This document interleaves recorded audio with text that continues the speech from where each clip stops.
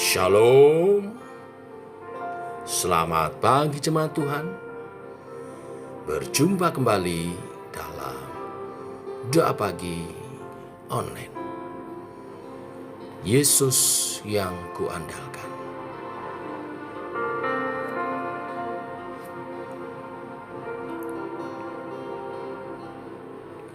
Ku perlu Engkau Yesus, haus jiwaku menantikanmu. Ku percaya Kau penuh pengharapanku di dalam-Mu. Ku perlu Engkau Yesus, haus jiwaku menantikan-Mu. Ku percaya Kau penuh pengharapanku di dalam-Mu.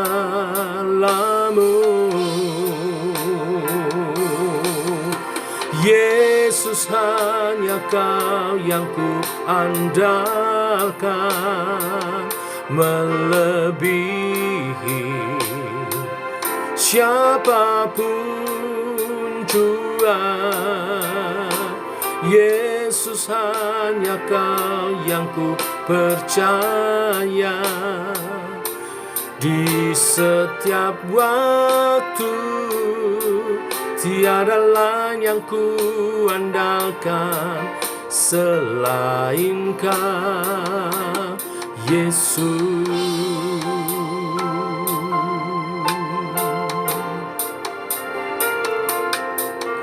Ku perlu Engkau Yesus,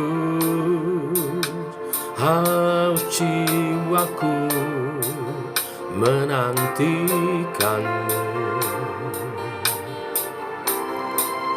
Ku percaya Kau penuh pengharapanku di dalam-Mu.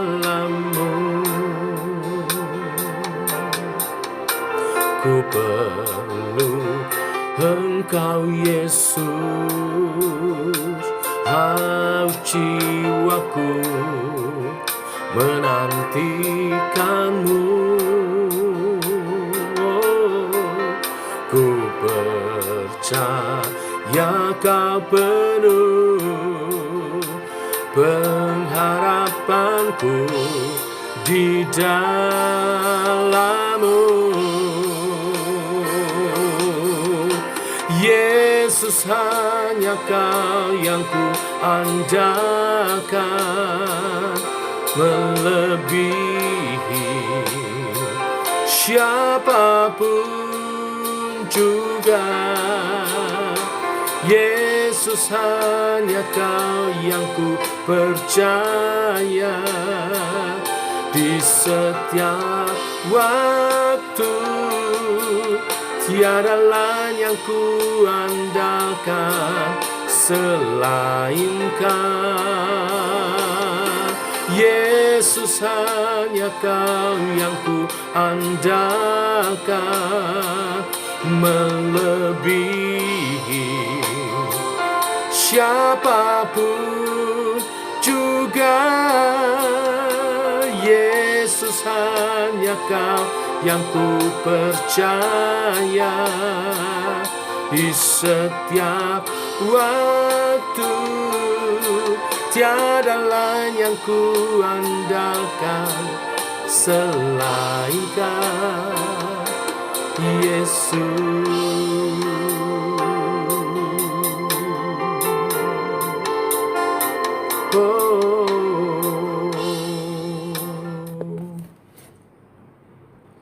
Benar Tuhan, hanya Engkau andalan kami. Seperti kami selalu rindu akan kebenaran firman-Mu. Demikian jiwa kami haus dan lapar akan firman. Berfirmanlah, tuntun jalan kami, kuatkan iman percaya kami. Dalam nama Tuhan Yesus Kristus. Amin. Bapak Ibu, kita lanjutkan renungan firman Tuhan pada pagi hari ini. 1 Raja-Raja pasal 3 ayat 1 sampai dengan yang ke-15. Demikian firman Tuhan. Lalu Salomo menjadi menantu Firaun, raja Mesir. Ia mengambil anak Firaun dan membawanya ke kota Daud, sampai ia selesai mendirikan istananya dan rumah Tuhan dan tembok sekeliling Yerusalem.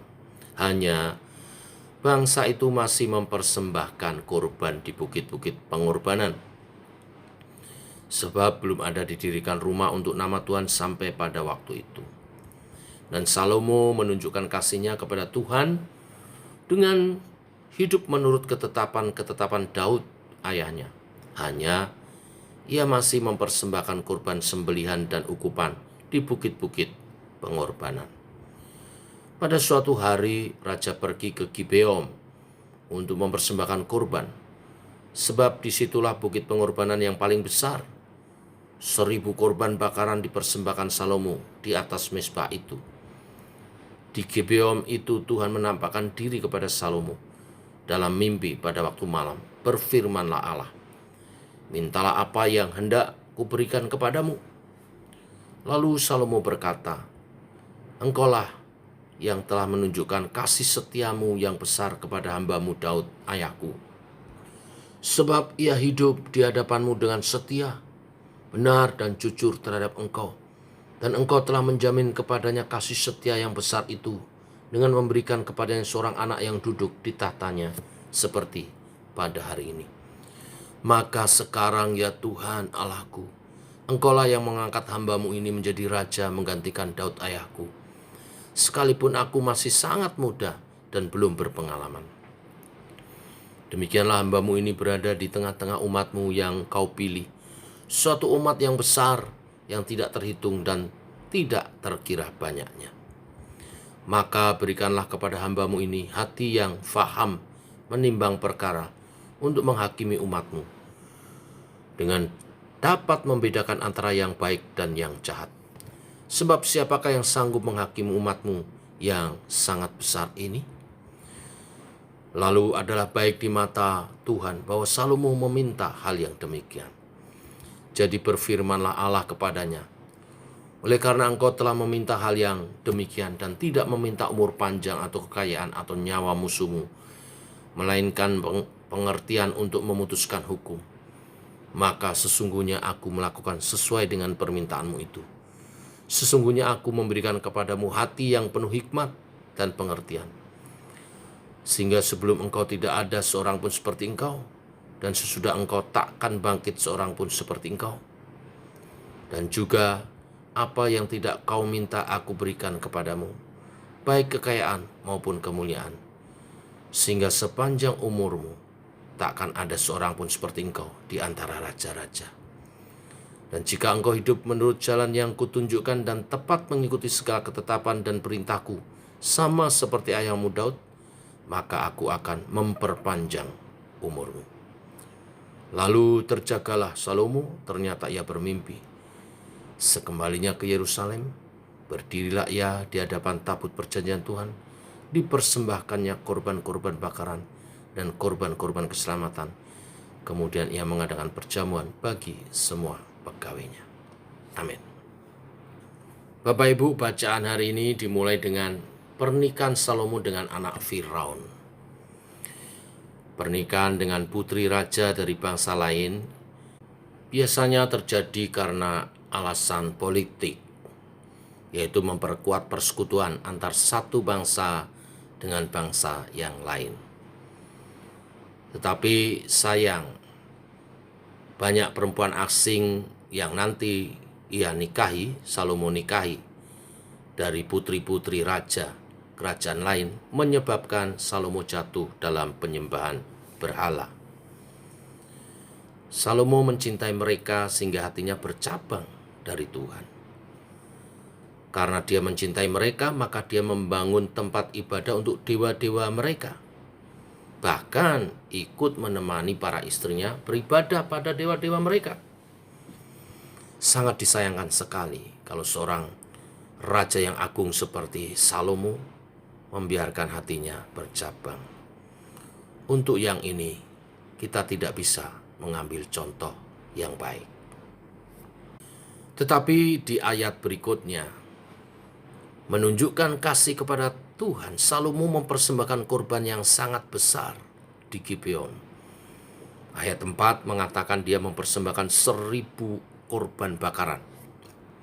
Jumlah yang sangat luar biasa untuk menunjukkan hatinya kepada Tuhan dan juga kekayaannya yang besar.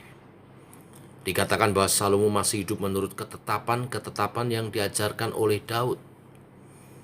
Ketika dia ingin mempersembahkan korban pun dia melakukannya dengan total sebaik-baiknya. Tuhan menampakkan diri kepada Salomo dalam mimpi di Gibeon. Tuhan menanyakan apa yang ingin dimintanya dari Tuhan. Jawab Salomo meminta hikmat agar dia bisa memimpin bangsa Israel yang begitu besar. Dan bila mereka berhakim, Salomo dapat memberi putusan-putusan yang tepat. Dan Allah mengabulkan permintaan Salomo itu. Bahkan permintaan itu ditambah-tambahkan. Tidak saja Tuhan memenuhi permintaan agar Salomo penuh hikmat, tetapi Tuhan juga menambahkan kekayaan dan kemuliaan. Bapak Ibu, inilah berita firman hari ini. Hikmat. Hikmat itu bermula dari takut akan Tuhan. Salomo memohon hikmat karena dia takut akan Tuhan. Dia gentar karena harus memimpin rakyat yang sedemikian besar, sedangkan dia sendiri belum pernah mendapat kesempatan untuk mempunyai banyak pengalaman. Dia menyadari dirinya masih muda dan tidak berpengalaman. Tetapi hal yang lebih membuat dia gentar adalah kalau Tuhan tidak berkenan akan apa yang dia kerjakan. Itulah sebabnya dia memohon dapat diberikan kebijaksanaan, kemampuan untuk menimbang dengan tepat apa yang seharusnya dilakukan untuk umat Tuhan. Kiranya kita juga belajar untuk tidak menganggap enteng apa yang Tuhan percayakan untuk kita. Salomo dipercayakan kerajaan Israel, rakyatnya. Setiap kita juga dipercayakan oleh Tuhan, keluarga kita masing-masing. Entah itu saudara sebagai kepala rumah tangga, ibu rumah tangga, atau saudara-saudara yang masih pelajar, berarti saudara dipercayakan untuk belajar. Yang bekerja, engkau dipercayakan untuk berkarya. Bagaimana, apakah setiap tugas yang dipercayakan kepada kita, kita kerjakan dengan penuh rasa gentar? Merasa tidak mampu tanpa Tuhan? Ini perasaan yang penting. Olehnya setiap hari kita perlu berdoa, mengawali hari memohon hikmat kepada Tuhan, supaya dapat menjalankan tugas-tugas yang dipercayakan kepada kita. Hikmat juga berarti menyadari bahwa hikmat itu sendiri penting. Setiap orang yang merasa tidak memerlukan hikmat adalah orang bodoh. Mengapa? Karena dia tidak tahu betapa berharganya hikmat. Dia tidak tahu bahwa untuk memilih keputusan yang tepat, untuk berbicara dengan orang lain, dan juga untuk menjalin relasi dengan orang lain sedekat mungkin, semua memerlukan hikmat. Salomo tahu bahwa hikmat lebih penting dari kekayaan. Maka dia tidak meminta kekayaan. Salomo tahu bahwa hidup dengan usia yang panjang akan menjadi percuma kalau dilalui dengan kebodohan. Salomo tahu bahwa kemenangan perang sekalipun tidak akan berguna bila tidak memanfaatkan dengan cara yang berhikmat. Selain daripada itu, hikmat juga harus dinikmati oleh orang lain. Seseorang yang berhikmat adalah dia yang memanfaatkan hikmat untuk keuntungan sesama. Salomo ingin membimbing bangsanya Israel. Dia ingin mampu membawa umat Tuhan ke dalam hidup yang penuh dengan damai sejahtera, ketentraman, dan kebahagiaan. Dia perlu hikmat itu untuk menyelesaikan masalah-masalah yang ada di tengah bangsanya. Jadi permintaannya ini demi menjadi berkat bagi sesama. Biarlah kita tidak melihat pada diri sendiri saja, tetapi melihat bagaimana kita dapat dipakai menjadi berkat bagi sesama kita. Suami jadi berkat bagi istri dan anak-anak, istri bagi suami dan anak-anak, anak-anak bagi orang tua. Juga di tengah masyarakat, juga dalam komunitas kita bergereja. Kita mesti bisa menjadi berkat bagi sesama. Untuk itu kita perlu berhikmat. Inilah pesan hari ini, mari kita kejar hikmat. Hikmat yang mana? Hikmat yang sejati. Hikmat yang sejati dan sempurna hanya ada di dalam Kristus. Hikmat yang diberikan dalam rahasia ilahi. Hikmat apa itu? Hikmat Allah yang menyelamatkan manusia melalui pengorbanan Kristus di kayu salib. Kematiannya untuk memberi kehidupan. Kehinaannya untuk memberi kemuliaan kita.